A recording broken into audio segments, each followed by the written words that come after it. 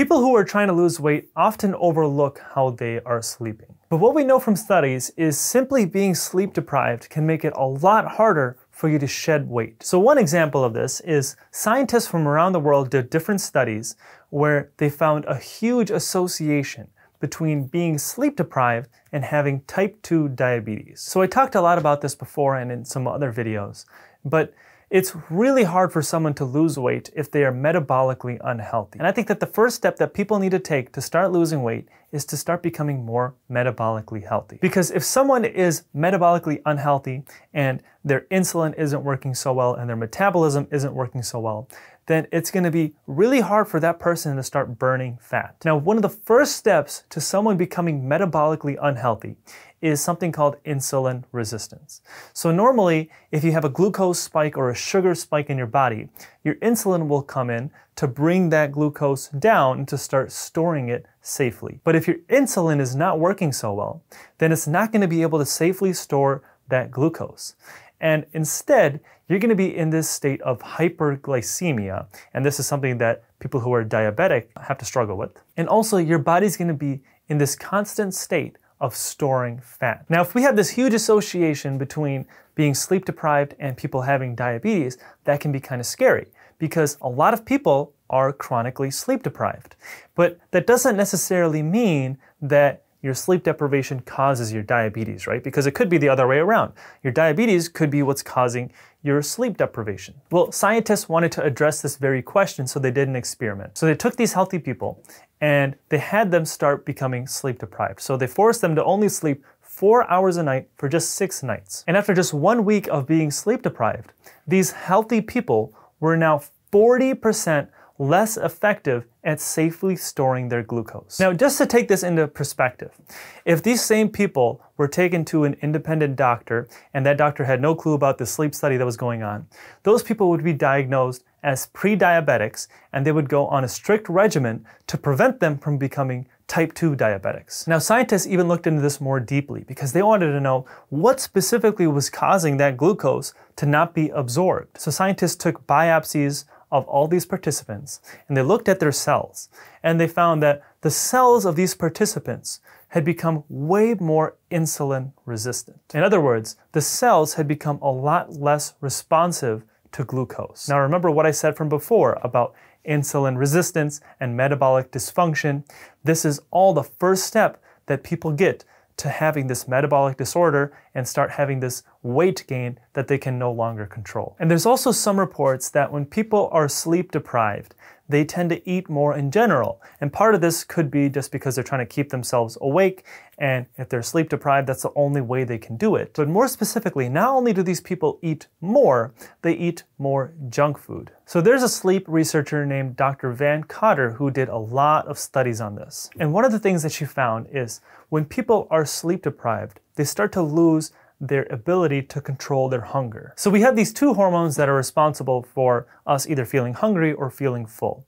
One of them is called leptin, the other one is called ghrelin. So our leptin, when that starts spiking, that means that we're going to start feeling more full. But when our ghrelin starts spiking, that means we're going to start to feel hungry. So in one of our studies, she had people sleep deprived to just 5 hours a night. Now, just to keep in mind, a lot of people think that 5 hours is enough sleep. But people who were just sleeping 5 hours a night had a huge spike in their ghrelin levels. And they also had a significant decrease in their leptin levels. So these people were going to be left feeling a lot more hungry throughout the day. Now, Dr. Cotter didn't just want to study if people felt more hungry. She also wanted to study if people actually ate more food when they were sleep deprived. So in a different study, she had people first sleeping 8.5 hours a night, and then she lowered their sleep to 4.5 hours a night. And in both of these conditions, they were doing the same amount of physical activity and they had free range of food, as much as they wanted to eat. And what you found is when people were sleeping less, they ate about 300 more calories a day. And similar studies also showed the same thing even if people were sleeping 5 to 6 hours a day. Now, if you scale that up to a year, that 300 extra calories a day will be over 100,000 calories in a single year. Or in other words, people will be likely to gain almost 30 pounds in a single year just from being sleep deprived. Now let's say you scale that down in half because half the year you're sleeping enough. Well, that's still about 15 pounds of weight gain in a year. Now that's not even the worst part of this study. The other thing that she found is people craved a lot more junk food specifically.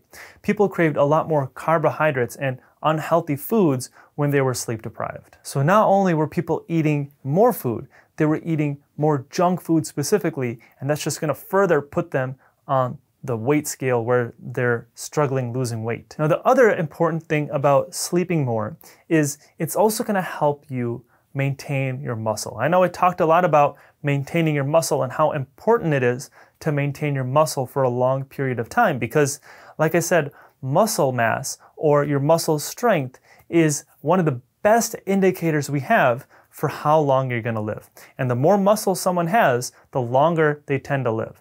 So this is a really good thing to make sure that you're keeping track of and really focusing on maintaining your muscle. Well, what if you are a sleep-deprived person and you just can't help but only get 4.5 hours of sleep, but you're really focused on your diet and you say, no matter what, I'm still going to eat only X amount of calories and I'm not going to eat any more than that. Well, you may still lose weight, but the specific type of weight you're going to lose is going to be way more likely to be lean muscle. So in a different study, researchers took overweight people and they had them go on a very strict calorie reduction. So they had them go on this very strict diet, but the only difference was in the two groups, one group slept 4.5 hours a night and the other group slept 8.5 hours a night.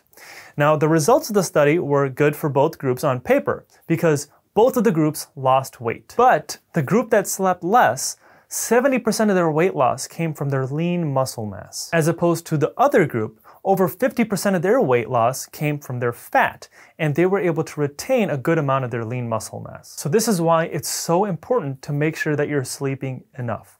You really want to focus on sleeping 8 hours a night consistently. Because if you're not, then not only is it going to be harder for you to lose weight in the first place, it's also going to be very unlikely that you're going to lose weight because you're going to be way more likely to eat more and you're going to be craving a lot more junk food, so it's going to be a lot harder. But also, if you are able to overcome all these other problems of being hungry and you manage to go on a calorie restriction, then you're going to struggle even more because even if you're losing weight, you're going to be losing more muscle. If we're seeing a blue light, this is really similar to the light that we're seeing throughout the day from sunlight. So if we're seeing a blue light from our phone or from a screen, this is going to be a signal to our brain that it's sunlight outside.